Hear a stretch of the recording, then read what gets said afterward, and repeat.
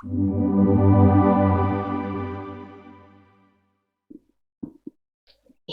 baik. Bapak Ibu serta saudara-saudari sedama, marilah kita merangkapkan kedua tangan di depan dada, seraya memberikan penghormatan kepada Guru Agung Buddha. Namo Tassa Bhagavato Arahato Sama Sambuddhassa. Namo Tassa Bhagavato Arahato Sama Sambuddhassa. Namo Tassa Bhagavato Arahato Sama Sambuddhassa. Apamadang pasang santi, pamada garahito, pamado garahito sada. Kewaspadaan selalu dipuji, kelalaian selalu dicela. Dikutip dari Dhammapada syair ke-30. Ya, baik, selamat pagi. Daya. Saya hormati pemimpin Puja Bakti, Romo Ramani, Bapak Ibu serta saudari-saudari sedama yang berbahagia. Bagaimana kabarnya hari ini? Baik, sadu. Ya, Bapak Ibu, ini juga merupakan sesuatu yang istimewa untuk saya. Saya memiliki kesempatan untuk sharing dhamma, berbagi dhamma di wihara ini untuk pertama kalinya mengisi puja bakti umum. Nah, akan tetapi sesungguhnya kedatangan saya ke sini bukan pertama kali, melainkan saya memang berasal dari kota ini dan saya juga tumbuh pengetahuan dhammanya dari saya kecil hingga dewasa di wihara ini. Jadi ketika itu saya juga ada di posisi Bapak Ibu, mendengarkan dhamma dari Bante, Atasilani, Samanera. Nah, sekarang posisinya saya berada di sini. Saya sungguh berbahagia. Wihara ini memiliki untuk saya sangat spesial. Jadi saya bahagia sekali bisa punya kesempatan untuk sharing dhamma dengan Bapak Ibu pagi hari ini. Nah, Bapak Ibu, hari ini materi yang ingin saya bawakan adalah berkenaan dengan kewaspadaan. Nah, sebelum masuk, saya ingin bertanya terlebih dahulu. Apa yang muncul di dalam benak Bapak Ibu ketika mendengar kewaspadaan? Berhati-hati sila. Ya, betul. Dalam hal apa Bapak Ibu? Berpikir, berucap, dan bertindak. Ya, betul. Nah, mudahnya dengan kata lain, ketika ada kewaspadaan, berarti adalah suatu kondisi hadirnya perhatian penuh atau sati. Nah, kalau ada yang pernah belajar Abhidhamma, nah, sati salah satu cetasika yang baik. Jadi ketika ada perhatian penuh, Bapak Ibu sadar apa yang sedang saya lakukan sekarang. Saya sedang berpikir apa, saya sedang mau mengucapkan apa, atau sedang berucap apa, sedang melakukan apa, Bapak Ibu sadar. Kemudian Bapak Ibu ingat dhamma. Apakah ini sesuai dengan dhamma atau tidak, baik atau tidak. Nah, Bapak Ibu bisa lebih memilah karena adanya perhatian penuh. Nah, Bapak Ibu, tadi saya mengambil syair dari Dhammapada ke-30. Ada kisah di baliknya. Bagaimana syair ini bisa dikatakan oleh Sang Buddha? berkenaan dengan Saka. Saya akan bercerita hari ini tentang surga. Wah, tentang Raja Surga. Raja para dewa di surga Tawatingsa. Nah, dipercaya ya, dikatakan 100 tahun di alam manusia setara 1 hari 1 malam di alam surga Tawatingsa. Kira-kiranya seperti itu. Nah, suatu hari ada seorang pemuda yang bernama Mahali. Mahali ini mendengar Sang Buddha membabarkan Sutta Sakapanha Sutta, yaitu sutta yang berkenaan Raja para dewa atau Saka berkonsultasi dengan Sang Buddha. Jadi Bapak Ibu, ketika Sang Buddha itu ada di dunia, ya, Bodhisatwa mencapai kebuddhaannya, beliau tidak hanya menjadi guru para manusia, tapi Sang Buddha itu menjadi makhluk yang paling luhur, paling tinggi, paling agung, dan menjadi guru para dewa dan juga Brahma. Salah satunya saat itu adalah Saka. Nah, lalu Mahali berpikir, apakah benar Sang Buddha ini melihat Saka? Apakah Sang Buddha ini benar mengenal Saka? Lalu karena keingintahuannya menghampiri Sang Buddha dan bertanya, apakah Sang Buddha melihat Saka? Lalu Sang Buddha berkata, ya, saya melihat Saka. Lalu Mahali ini tanya lagi, berkata, berarti Sang Buddha pastilah seorang yang mirip dengan Saka. Karena Saka ini sangat sulit untuk dilihat. Nah, apakah Bapak Ibu bisa melihat para dewa? Tidak bisa. Memang tidak sembarang orang bisa melihat dewa-dewi, kecuali punya kemampuan yang sangat tinggi, kemampuan batin. Nah, Sang Buddha bisa. Kemudian Sang Buddha juga berkata bahwa, ya, aku mengenal Saka. Jadi tidak hanya melihat, tapi mengenal. Ya, aku juga mengetahui apa yang membuat Saka memperoleh kedudukannya sekarang sebagai raja para dewa. Jadi Sang Buddha ya, dengan kemampuan batinnya yang sungguh luar biasa bisa melihat makhluk-makhluk di segenap alam, ya bisa mengetahui mereka lahir di mana, meninggal di mana, karma apa yang dilakukan, apa sebabnya, apa akibatnya. Nah, salah satunya kenapa Saka ini bisa terlahir ya sebagai raja para dewa. Tidak hanya dewa biasa, tapi rajanya. Nah, pastilah kebajikannya bukan main-main. Ya. Nah, kemudian ternyata Saka ini sebelumnya pernah juga terlahir menjadi manusia. Ya, jadi seperti Bapak Ibu punya kesempatan berbuat baik, ya, berbuat baik. Nah, Saka juga seperti itu. Dulunya ketika ia pernah terlahir menjadi manusia, ia pernah berdana dengan murah hati. Kemudian dia juga pernah berdana tempat tinggal. Nah, kemudian satu kelahiran tepat sebelum Saka menjadi raja para dewa, ya, ia pernah mempunyai 7 janji terhadap dirinya sendiri. Nah, ini juga sangat baik sekali ya yang ia lakukan. Mari kita lihat ya Bapak Ibu. Nah, apakah ke-7 janji maga selama hidup? Yang pertama, semoga selama hidup saya bisa mendukung ayah dan ibu. Kemudian yang kedua, semoga selama hidup saya bisa menghormati mereka yang lebih tua dalam keluarga.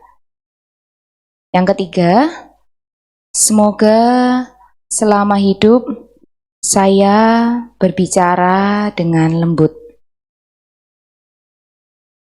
Lalu yang keempat, semoga selama hidup saya tidak mengucapkan kata-kata yang memecah belah. Nah, kata-kata yang tidak memecah belah itu kata-kata seperti apa?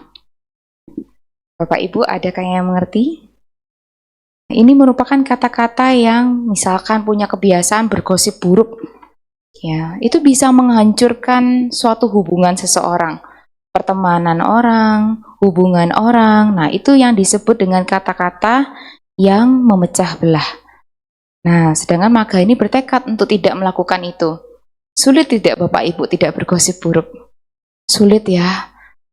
Disenggol temen, iya isi itu loh, kamu tahu nggak? Waduh, pertanyaan itu itu bisa memancing ya bergosip buruk. Nah, ia bertekad untuk tidak seperti itu, apalagi menjelek-jelekkan. Kemudian yang, ini sudah. Ya, baik Bapak Ibu, kalau melihat dari 4 yang pertama, mari kita pilah-pilah terlebih dahulu. Yang pertama, yang mana yang dana merupakan praktik dana, yang mana yang merupakan praktik sila, penjagaan kemoralan. Yang pertama, mendukung ayah dan ibu termasuk dana, betul ya. Kemudian yang kedua, menghormati mereka yang lebih tua dalam keluarga, termasuk sila, bagus sekali ya. Berbicara dengan lembut, sila, ya ini juga termasuk pecahan dari sila keempat, ya. Kemudian tidak mengucapkan kata-kata yang memecah belah, sila, ya. Jadi yang nomor 3 dan 4 ini pecahan ya. Jadi selain sila keempat itu selain musawadah, ada juga berbicara lembut, juga tidak berkata-kata memecah belah. Wah, dari 4 ini saja bisa dilihat 1 dana 3 sila. Nah, ada 3 lagi ya. Kemudian janji maga selanjutnya adalah semoga selama hidup saya berdiam di rumah, ya artinya hidup berumah tangga dengan pikiran bebas dari kekikiran dan keserakahan, dermawan, tangan terbuka, ya artinya siap membantu, bersukacita dalam melepaskan dan senang berbagi.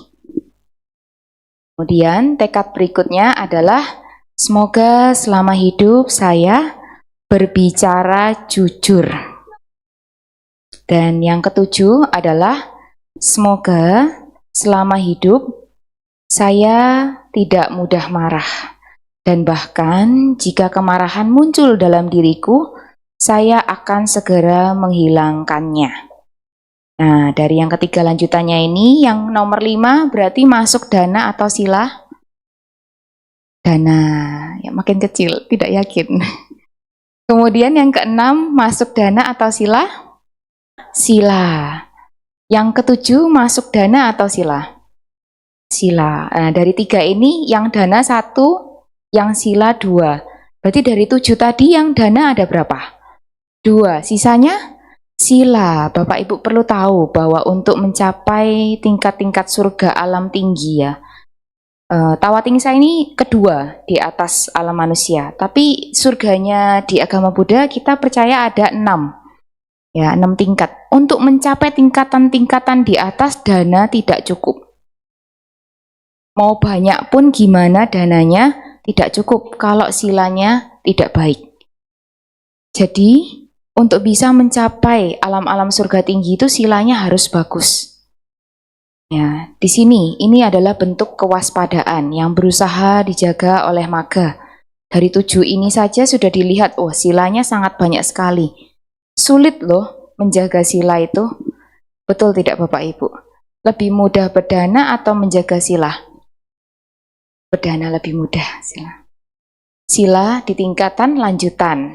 Dan memang ketika Bapak Ibu bisa menjaganya juga, buahnya juga besar. Meskipun sepertinya tidak ngapa-ngapain ya sila, cuma menjaga, sepertinya tidak ada action. Padahal menjaga itu saja, itu sudah bisa membawa berkah. Karena menghindarkan diri Bapak Ibu dari perbuatan jahat, maka yang dilakukan adalah perbuatan baik. Ya, apalagi yang ketujuh ini, tidak mudah marah. Gak apa-apa, semuanya berusaha ya, latihan. Ya, ini maga juga latihan, kan dia berusaha juga.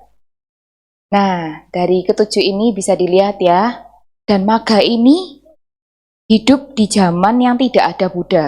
Tapi entah bagaimana dia bisa tahu berdana, dia bisa tahu sila. Nah, kemudian kelanjutannya adalah kebajikannya tidak sampai di situ. Sang Buddha membabarkan lebih lanjut bahwa suatu kali ada kerja bakti di desanya dan ia ikut maga. Ketika ada kerja bakti tersebut, ya, dia membersihkan, ada area kecil yang dia bersihkan. Kemudian dia berdiri dengan nyaman di tempat tersebut setelah ia membersihkannya. Lalu tiba-tiba ada orang asing datang menyenggolnya, menggesernya dari tempat yang sudah dia bersihkan. Bapak Ibu kalau ada di posisi maga bagaimana perasaannya? Siapa orang ini? Datang-datang nyari ribut begitu ya. Nah, maga kebalikannya. Karena dia bertekad ya untuk tidak marah dan juga cinta kasihnya sangatlah besar. Akhirnya maga ini ya sudah, kalau dia mau tempati tempat itu ya saya ke tempat lain. Akhirnya ya sudah, dia minggir ke tempat lain. Dan lalu dia justru berpikir begini, oh berarti apa yang saya lakukan ini bermanfaat buat orang tadi. Dia bersihkan lagi tempat yang baru, kemudian dia tempati tempat tersebut. UPK sekali ya kalau kedengarannya, sangat tenang seimbang. Kenyataannya pasti tidak mudah ya Bapak Ibu. Ada datang orang lagi, menyenggolnya lagi, menggesernya lagi dari tempat yang sudah dia bersihkan. Nah, pindah lagi dia ke tempat yang lain. Kan tetapi dia tidak marah, lagi-lagi tidak marah. Ya sudah, pindah ya sudah. Perasaannya itu justru senang karena oh apa tempat yang sudah saya bersihkan itu bermanfaat bagi orang tersebut. Ya sudah, keesokan harinya ya dia sudah berbuat kebajikan. Dia merasa dengan seperti itu dia berbuat kebajikan. Lalu semakin bersemangat untuk berbuat kebajikan. Ambil cangkul, besoknya membersihkan tempat lagi. Ya, di tempat itu saat musim dingin dia buat perapian. Jadi tempat itu menjadi tempat yang menyenangkan untuk orang-orang. Kemudian tidak sampai di situ, ya keliling dia, meratakan jalan, melicinkan jalan, membersihkan cabang-cabang pohon yang ada di sekitar jalan tersebut yang mengganggu. Nah, orang lain tuh yang lihat dia mendatanginya, tanya, kamu ini sedang apa? Oh, saya sedang membuat jalan menuju ke surga. Lalu orang tersebut terinspirasi, Bapak Ibu. Ya, mau ikut. Mereka berdua ya, maga dengan satu temannya. Lalu membersihkan bersama, ada lagi orang lagi datang. Oh ya, kamu sedang apa? Oh, saya sedang membuat jalan menuju ke surga. Lagi, oh yes, mau juga ikut lagi. Tambah ya personilnya ya, lama-lama seperti boyband ini. Tapi ini banyak sekali. Maga punya 32 teman. Ya, seperti itu ya Bapak Ibu. Ketika Bapak Ibu berbuat kebajikan, itu bisa menginspirasi yang di sekitar Bapak Ibu. Mungkin Bapak Ibu tidak sadar ketulusan Bapak Ibu ketika melakukan kebajikan ya. Pokoknya melakukan. Nah, lalu yang di sekitar Bapak Ibu, mau juga lah, ini kok baik. Ya, ini sesuai dhamma, saya juga mau ikut bergabung lah lama-lama. Nah, ini salah satunya seperti guys. Ya, lama-lama semakin banyak ya berbuat kebajikan bersama-sama ya, mendoakan orang sakit ya, doa manggala. Ya, seperti itulah maga dengan beserta teman-temannya. Tapi pikirannya mereka hanya untuk terlahir di surga. Nah, kemudian tetapi terkadang perjalanan berbuat kebajikan itu tidak selalu mulus. Apakah Bapak Ibu juga merasakan demikian? Iya.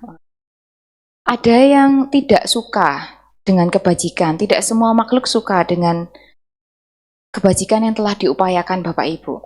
Nah, Maga dan bersama dengan 32 temannya juga seperti itu. Ya, jadi ada kepala desa ya merasa bahwa mereka ini ngapain? Melakukan sesuatu yang tidak bermanfaat menurutnya, tidak pantas. Seharusnya dia ini mencari daging ya atau berburu hewan, mencari ikan, membuat minuman keras. Nah, si kepala desa ini berpikir seperti itu dan lalu si kepala desa ini menghampiri Maga dan 32 temannya itu menganjurkan hal-hal yang tadi ya, bentuk-bentuk pelanggaran sila. Nah, lalu bagaimana? Maga dan berteman-temannya ini tidak mau. Ya, tidak mau. Mereka tetap pada prinsipnya. Ya, si kepala desa ini nggak terima. Cara satu tidak berhasil dibilangi tidak bisa. Dia pakai cara lain. Yang lebih berbahaya, ia menghasut raja. Bilang sama raja, Paduka, ada segerombolan perampok yang sedang berkeliaran. Nah, raja langsung memerintahkan orang-orangnya untuk memanggil dia, ya, menangkap Maga dan teman-temannya ini. Nah, celakanya tanpa diinvestigasi lebih lanjut, raja langsung mengeksekusi. Ya, jadi memerintahkan gajah untuk menginjak-injak mereka. Sadis ya Bapak Ibu. Bisa bayangkan ya cara-cara di zaman dahulu untuk ya mengeksekusi bisa salah satunya seperti itu. Nah, lalu Maga penuh cinta kasih malah menganjurkan teman-temannya untuk jangan ada kemarahan terhadap raja, gajah maupun kepala desa. Pancarkanlah cinta kasih kepada mereka. Jadi Maga merasa bahwa inilah perlindungan. Kemudian akhirnya ya teman-temannya mengikuti. Dipancarkan cinta kasih sekuat-kuatnya ya, setulus-tulusnya. Lalu yang terjadi, gajahnya tidak mau menginjak-injak mereka. Raja tahu, lalu memerintahkan lagi, oke, baik, berarti tutupi mereka dengan jerami yang tebal. Perintahkan lagi gajahnya untuk menginjak-injak Maga dan teman-temannya itu. Ya, karena kekuatan kebaikan, kebajikan juga mereka ya, mereka orang baik ya. Jadi ketika memancarkan cinta kasihnya itu juga powernya tidak biasa. Si gajah juga tidak berani mendekati mereka. Raja mulai curiga. Pasti ada sebabnya. Nah, ini baru curiga ini. Baru di titik ini Raja mau menginvestigasi. Nah, Bapak Ibu, kalau ada di posisi ini jangan dicontoh ya, kecuali Bapak Ibu sudah pede, oh ya saya memiliki batin yang sempurna ya, saya yakin dengan pancaran meta ini saya bisa mengubah hal yang buruk menjadi hal yang baik. Nah, tapi sesungguhnya tidak semudah itu. Memang di zaman Sang Buddha banyak sekali ya, kisah-kisah mereka orang baik, mereka orang benar. Lalu ketika mereka mau dibunuh, dengan pancaran cinta kasih yang kuat mereka pancarkan, ya mereka tidak bisa dibunuh. Nah, tapi kalau di zaman sekarang ya agak sulit ya Bapak Ibu. Ya kecuali Bapak Ibu cukup pede, untuk saya pede. Tapi kalau enggak lebih baik melarikan diri Bapak Ibu ya. Di posisi ini jangan coba-coba. Nah, kemudian akhirnya Paduka bilang, saya mendengar kalau kalian adalah segerombolan perampok yang berkeliaran. Lalu Maga mewakili teman-temannya berkata, kami bukan perampok Paduka. Kami ya berkeliling, meratakan jalan, ya melicinkan jalan. Kalau di kitab itu ditulis 1 sampai 2 yojana yang dibersihkan. Dan itu sekitar 13 km sampai 26 km. Bapak Ibu bisa bayangkan ya, sejauh itu yang dibersihkan. Jalan 5 km, 10 km saja sudah cukup capek ya Bapak Ibu, apalagi kalau membersihkannya. Nah, jadi jasa mereka sungguh luar biasa. Jadi, Maga juga berkata bahwa Karena kami tidak menuruti apa kata-kata kepala desa, sehingga kepala desa marah dan ingin menghancurkan kami. Lalu ya raja bilang, bahkan seekor binatang dapat mengetahui kebaikan, tetapi aku tidak bisa mengetahuinya. Maafkan aku. Ya, lalu akhirnya Maga dan beserta teman-temannya ini diberi desa tersebut untuk dikelola, diberi gajah juga untuk sebagai alat transportasi mereka. Nah, lalu bagaimana dengan si kepala desa ini? Si kepala desa, istri dan anaknya dihukum menjadi budak-budak mereka. Ya, cukup happy ending ya Bapak Ibu ya. Nah, kemudian mereka merasakan, oh, buah kebajikan yang telah yang mereka lakukan, telah upayakan ini sudah bisa terasa di dalam kehidupan ini. Ya, wah, maka kita harus melakukan kebajikan apa lagi? Ingin melakukan kebajikan yang lebih besar. Sama seperti Bapak Ibu, ketika Bapak Ibu sudah melakukan karma baik, lalu menuai hasil buah karma baiknya, bagaimana Bapak Ibu? Manis tidak? Manis ya. Terus menjadi yakin tidak dengan hukum karma? Yakin. Semakin ingin berbuat baik lebih besar tidak Bapak Ibu?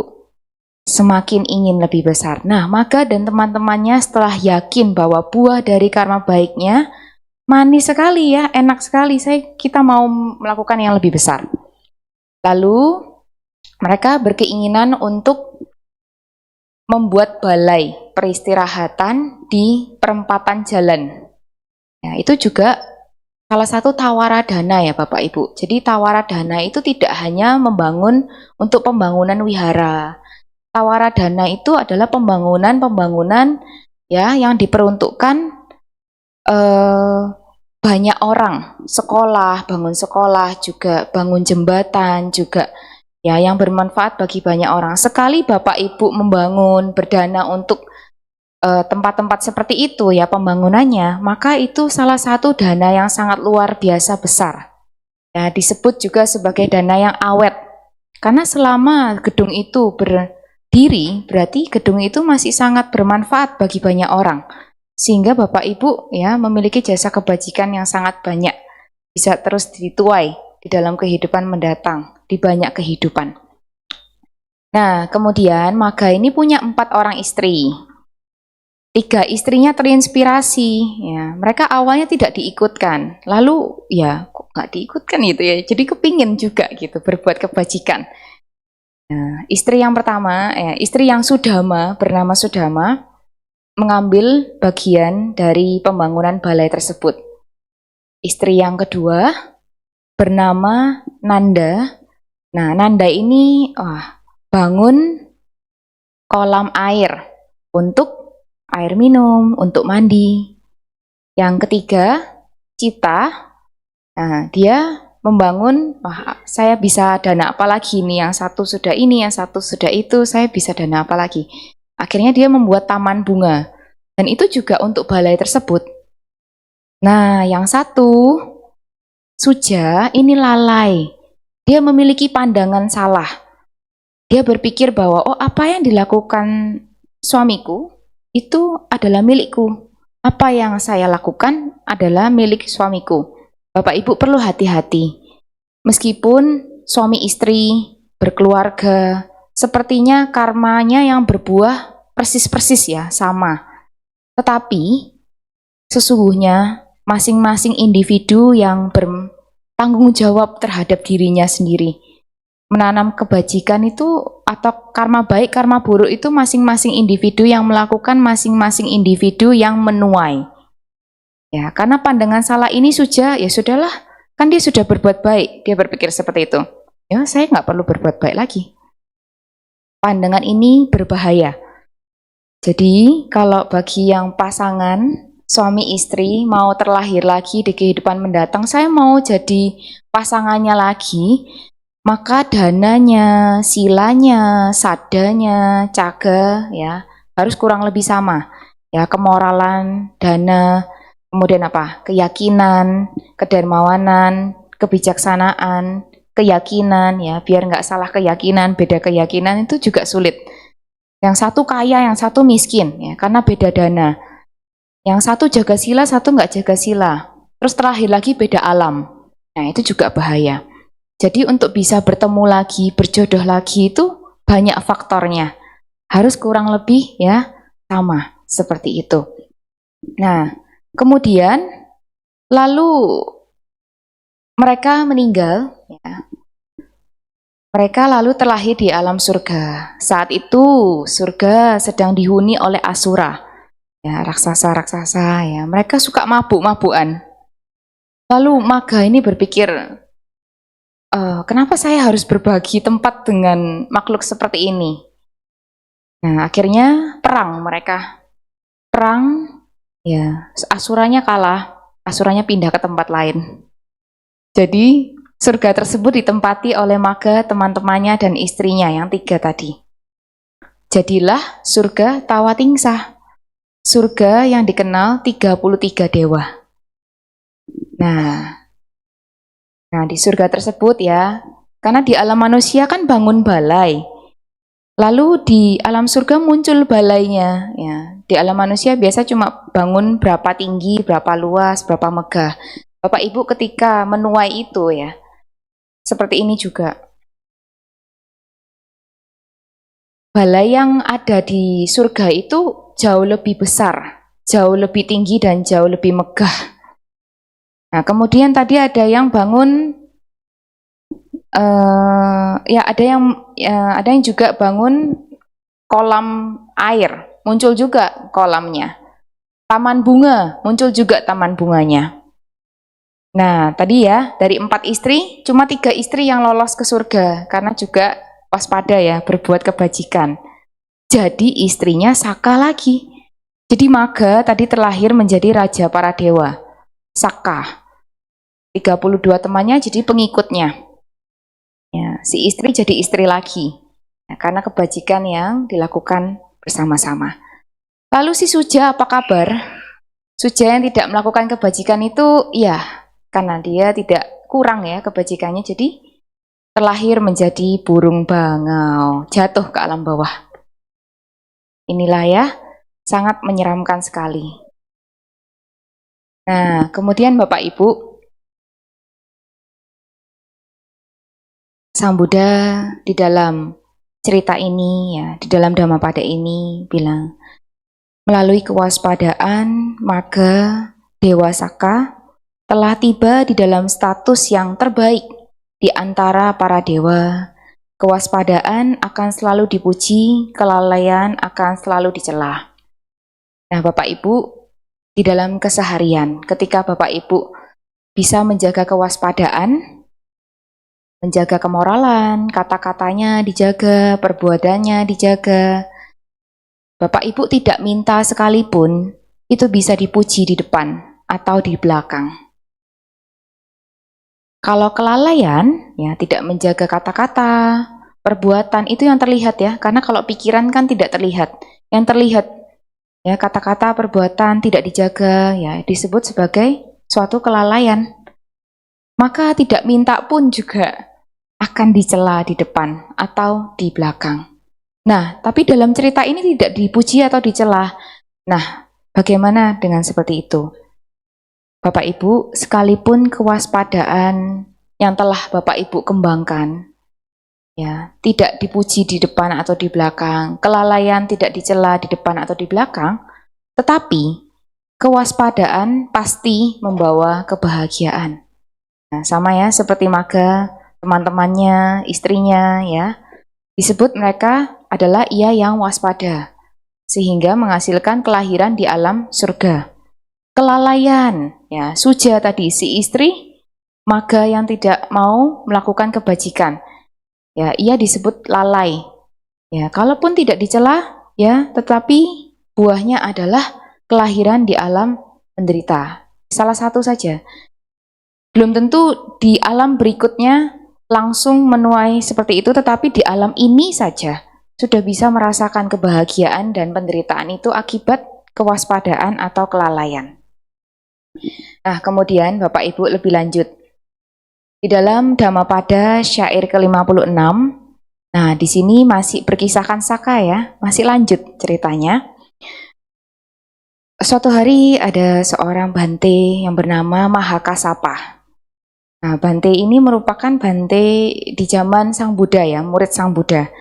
Bante Mahakasapa ini meditasi selama 7 hari, lalu mencapai suatu pencapaian meditatif yang sangat tinggi ya, yang dikenal sebagai Nirodha Samapati. Ini bukan tingkatan meditasi biasa, ini tingkatan meditasi yang sangat amat tinggi. Ketika keluar, siapapun yang mendanakan kepada Bante ini jackpot, ya dapat pahalanya ya, anggapannya dapat karma baiknya sangat besar sekali. Nah, Bante dengan welas asih ketika keluar dari posisi meditasi tersebut, ya Bante berkeliling, berpindah patah ke desa-desa. Jadi Bapak Ibu di zaman Sang Buddha, ketika Bante ya, para biku ya, Sang Buddha, para biku, mereka itu tinggal di hutan biasanya. Ya, mereka masuk ke kota atau mereka masuk ke desa itu untuk berpindah patah, menerima dana makanan. Tetapi nanti harus langsung lagi kembali ke hutan. Jadi benar-benar terasa ada batasan antara kehidupan duniawi umat awam dan kehidupan para pertapa. Nah, begitupun juga ya di saat itu Bante ya berpindah patah. Bante itu menunjukkan kepada ia yang miskin, bertujuan supaya ya karmanya besar. Karma baik orang tersebut besar. Nah, lalu Saka ini punya banyak bidadari ya. Saka ini kalau yang tadi diceritakan cuma ada 3. Sesungguhnya Saka ini punya 25 juta bidadari. Jadi Bapak Ibu bayangkan ya, di alam surga itu kebahagiaan duniawinya itu sungguh melimpah ruah, tetapi juga menghabiskan sangat banyak karma baik. Nah, itu bahayanya. Nah, kemudian bidadari-bidadari tersebut ya, 500 bidadari itu mau berdana dengan Bante Mahakasapa ya. Tidak hanya manusia yang mau berdana kepada Bante. Para dewa-dewi pun juga berebut mau berbuat kebajikan. Bante tahu, oh ini bidadari ya, ini bukan manusia. Bante Mahakasapa menjentikkan jarinya, kaku langsung mereka. Kemudian tidak bisa berbuat apa-apa, mereka kembali. Mereka bilang kepada Saka apa yang terjadi. Ya, batal, tidak bisa memberikan dana makanan kepada Bante. Lalu Saka, ya, karena Saka ini sakti ya, bukan raja yang, bukan dewa yang bawah, bukan pengikut-pengikut ya. Dewa yang punya kekuatan menyamar. Saka menyamar menjadi orang tua. Ya, istrinya juga dibawa, satu istri yang dibawa juga menjadi orang tua. Jadi sepasang suami istri yang sudah tua, renta. Saka ini menjadi orang tua renta, bungkuk, giginya ompong, terus rambutnya putih. Udah, aktingnya luar biasa ini. Penyamaran yang luar biasa. Nah, kemudian supaya nggak ketahuan dan supaya dananya tidak ditolak oleh Bante. Ya. Kemudian Bante itu melihat mereka yakin kalau mereka itu orang yang miskin. Ya, jadi Bante ya memberikan kesempatan untuk mereka mendapatkan kesempatan untuk berdana kepada Bante Mahakasapa. Nah, akan tetapi ketika dana itu dimasukkan, ya sup dan kari, patahnya langsung penuh. Harum aroma makanannya itu menyebar langsung satu kota di Rajagaha. Bante mulai curiga, ini bukan makanan biasa ini. Lalu akhirnya Bante tahu mereka itu bukan manusia. Nah, lalu Bante ini menegur mereka, apa yang kamu lakukan? Kamu sedang mengambil rezeki orang-orang yang miskin. Kalau orang miskin ini berdana kepada saya, posisinya kan Bante setelah meditasi seperti itu dengan tingkatan batin yang luar biasa tinggi ya, tingkatan meditasinya, mereka yang miskin tuh bisa langsung jadi milioner, bisa langsung jadi jenderal perang, kedudukannya ya, kehidupannya langsung berubah. Kalau kamu berdana ini kayak Bante itu bingung, bukankah kamu dengan keanggunan kerajaanmu di surga itu sudah merupakan kekayaan? Kenapa kok masih perlu cari kebajikan sampai seperti ini? Lalu Saka bilang, Bante, saya dulu berdana, ya melakukan kebajikan tetapi tidak di zaman Sang Buddha. Lalu ada 3 dewa dari alam saya, ya, berdana kepada di zaman Sang Buddha. Ketika mereka terlahir di surga Tawatingsa, cahaya mereka lebih terang daripada saya. Ya, saya rajanya, kok dia lebih hebat begitu. Ya. Nah kemudian siapakah yang lebih miskin, Bante? Masih berusaha seperti mencari pembenaran. Nah lalu Bante Mahakasapa bilang, ya mulai dari sekarang jangan lagi mengelabui saya.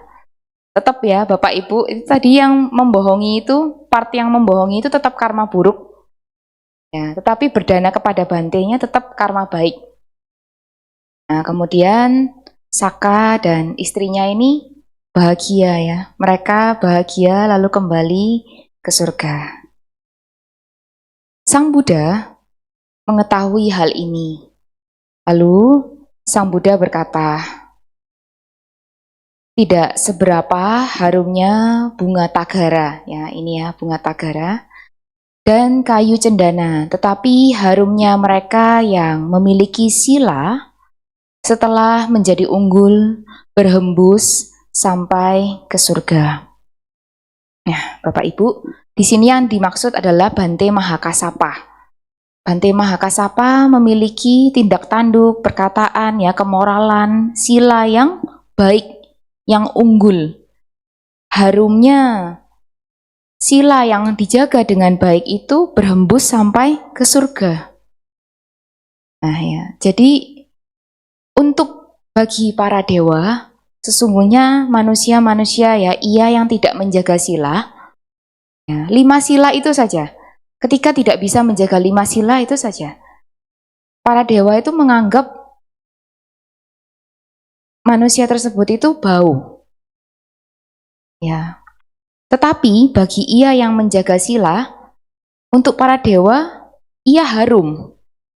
Ya, jadi pertapa-pertapa yang misalkan di dalam gua, lalu mereka berusaha mencapai nibbana, ya, berusaha mencapai ke tingkat kesucian arahat. Nah, mereka nggak mandi sekalipun, tetapi silanya bagus, dewa itu mau turun untuk beri hormat. Seperti itu. Nah, jadi ya di zaman itu ya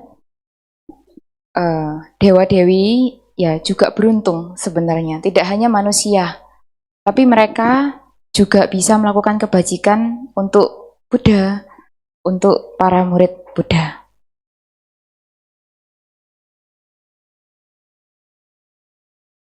Nah, kemudian Bapak Ibu menyambung lagi di dalam Sakapanha Sutta, 3 Nikaya, Sutta ke-21, ini masih berkaitan dengan Saka.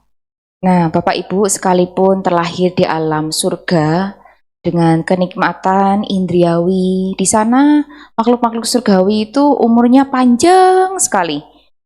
Terasa hidup itu seperti kekal. Tetapi sesungguhnya di sana pun juga tidak kekal. Menghabiskan kebajikan yang sangat banyak. Nah, kemudian kalau tidak berbuat kebajikan saat terlahir menjadi dewa, apapun kebajikannya, ya bisa menolong manusia, ya. Tapi yang bisa ditolong oleh para dewa tidak menolong manusia biasa. Biasanya mau menolong ya yang menjaga sila, yang punya kemoralan, yang punya kebajikan, ya orang baik lah. Ya, baru besar juga untuk dia kalau menolong orang tersebut. Nah, karena di alam surga itu seperti buat makhluk-makhluk surgawi itu seperti bermain dengan kenikmatan indriawi. Ya, mereka terlalu asik bermain dengan kenikmatan indriawi apapun itu. Ya, tadi saya sudah sebutkan salah satunya bisa juga punya istri yang banyak. Lalu dengan kesenangan indriawi yang lain, mereka lupa berbuat baik. Nah, habis perbuatan kebajikannya, mereka bisa jatuh ke bawah, ke alam bawah. kemudian bermain dengan terus berasosiasi dengan kenikmatan indrawi, lupa makan, mati juga dari alam dewa. Lalu apalagi? Marah-marah. Kalau di alam kedewaan, kalau suka marah-marah, itu juga bisa meninggal. Ya. Nah, Saka, tapi kasusnya Saka berbeda. Saka ini raja para dewa. Dia bisa mengetahui tanda-tanda kematiannya. Tidak semua dewa-dewi itu akan mengetahui, oh saya mau meninggal. Dia tahu. Tidak. Bagi pengikut-pengikut atau dewa-dewi yang kecil-kecil, mereka itu kalau meninggal hilang aja langsung dari alam dewa, langsung muncul lagi di alam lain. Ya kalau baik ya bisa muncul di alam manusia. Kalau waktunya perbuatan buruknya berbuah, ya bisa langsung terjun payung ke alam neraka. Jadi sekalipun terlahir di alam surga itu tidak kekal, menghabiskan karma baik yang sangat banyak, dan berbahaya kalau lupa berbuat kebajikan atau tidak mengenal dhamma. Nah, kemudian Saka melihat tanda-tanda kematiannya. Umumnya tanda-tanda kematian para dewa-dewi yang bisa dilihat adalah bunga-bunga dari badannya itu mulai layu, cahaya kebesarannya mulai meredup, ya, mulai ada keringat. Jadi selama jadi masih selama hidup itu nggak keringetan. Udah mau meninggal keringetan. Nah, ini ada tanda-tandanya. Nah, Saka mulai gelisah, resah. Kenapa kok begitu? Karena dia belum mencapai tingkat kesucian apapun, Bapak Ibu. Kalau belum mencapai tingkat kesucian apapun minimal Sotapanna, maka tidak aman. 4 alam bawah, neraka, asura, peta, binatang itu masih terbuka bagi siapapun. Ini minimal Sotapanna, 4 alam bawah baru tertutup. Nah, karena kegelisahan itu akhirnya Saka ini mau bertemu Sang Buddha, cari Sang Buddha. Bagaimana ini ya? Mau berkonsultasi. Sang Buddha lagi meditasi saat itu. Saka meminta tolong kepada Gandhaba. Gandhaba ini makhluk surgawi pemain musik. Ya, Gandhaba Pancasika. Ya, tolong ya, bantu saya. Akhirnya Gandhabanya nyanyi untuk membangunkan Sang Buddha dari meditasinya. Kemudian Sang Buddha ya bertemu Saka. Lalu Saka berkonsultasi. Nah, Bapak Ibu, saya tidak akan membahas semuanya karena pertanyaannya sangat banyak di Digha Nikaya ini. Tetapi saya akan membahas salah satu dari pertanyaan Saka yang berkaitan dengan kewaspadaan. Apa pertanyaan Saka tersebut kepada Sang Buddha? Yang mulia, bagaimanakah seorang biku berlatih di dalam penjagaan kemoralan? Nah, Bapak Ibu, saya tahu pertanyaan Saka ini berkenaan dengan biku. Bagaimana biku melatih patimokanya ya, atau kemoralannya. Tetapi jawaban Sang Buddha ini bisa Bapak Ibu cerna dengan baik, bisa dipahami dengan baik dan mudah juga bisa diterapkan dalam kehidupan sehari-hari. Nah, lalu Sang Buddha berkata, "Wahai Raja para Dewa, ketika saya melakukan perbuatan jasmani ini, kondisi-kondisi batin yang tidak bermanfaat atau buruk ya, meningkat, sedangkan kondisi-kondisi batin yang bermanfaat atau baik berkurang." Ya Bapak Ibu, lihat ini ya. Jadi yang buruk meningkat, yang baik berkurang. Ya, ketika Bapak Ibu mau melakukan sesuatu, nah Bapak Ibu berpikir, oh ini akan membuat batin saya hal-hal buruknya meningkat, baiknya berkurang, maka perbuatan jasmani semacam itu tidak patut dilakukan. Kemudian di sini perbuatan jasmani apapun yang diketahui. Ketika saya melakukan perbuatan jasmani ini, kondisi-kondisi batin yang tidak bermanfaat atau buruk berkurang, sedangkan kondisi-kondisi yang bermanfaat atau baik meningkat. Ya, jadi kalau mau melakukan, oh ini yang buruk berkurang, baik meningkat. Ya, dalam kondisi batinnya nanti bisa seperti itu, maka perbuatan jasmani tersebut, ya, semacam itu patut dilakukan. Nah, hal yang sama juga lanjutannya berkenaan dengan ucapan. Wahai Raja para Dewa, ketika saya melakukan ucapan ini, kondisi-kondisi batin yang tidak bermanfaat atau buruk meningkat, sedangkan kondisi-kondisi batin yang bermanfaat atau baik berkurang. Ya, mau mengucapkan sesuatu, apakah ini meningkatkan ya keburukan-keburukan untuk batin saya, lalu yang baik-baik berkurang, maka ucapan semacam itu tidak patut dilakukan. Selanjutnya, di sini melakukan ucapan apapun yang diketahui ketika aku melakukan perbuatan ucapan ini, kondisi-kondisi yang tidak bermanfaat atau buruk berkurang, sedangkan kondisi-kondisi yang bermanfaat atau baik meningkat. Ya, ketika Bapak Ibu mau mengucapkan, oke, ini membuat kondisi batin saya yang buruk berkurang, yang baik meningkat, maka ucapan semacam itu patut dilakukan. Nah, lalu Bapak Ibu akan bertanya, bagaimana caranya, Sila? Perbuatan dan kata-kata apa yang membawa pada kondisi batin bermanfaat atau baik meningkat? Nah, ini sesungguhnya berkaitan dengan semua dhamma ajaran Sang Buddha yang telah Bapak Ibu pelajari. Masing-masing individu Bapak Ibu tidak akan sama. Bapak Ibu sudah mengetahui, memahami, menembus seberapa banyak, itu akan menentukan filter Bapak Ibu ketika berbicara dan berbuat.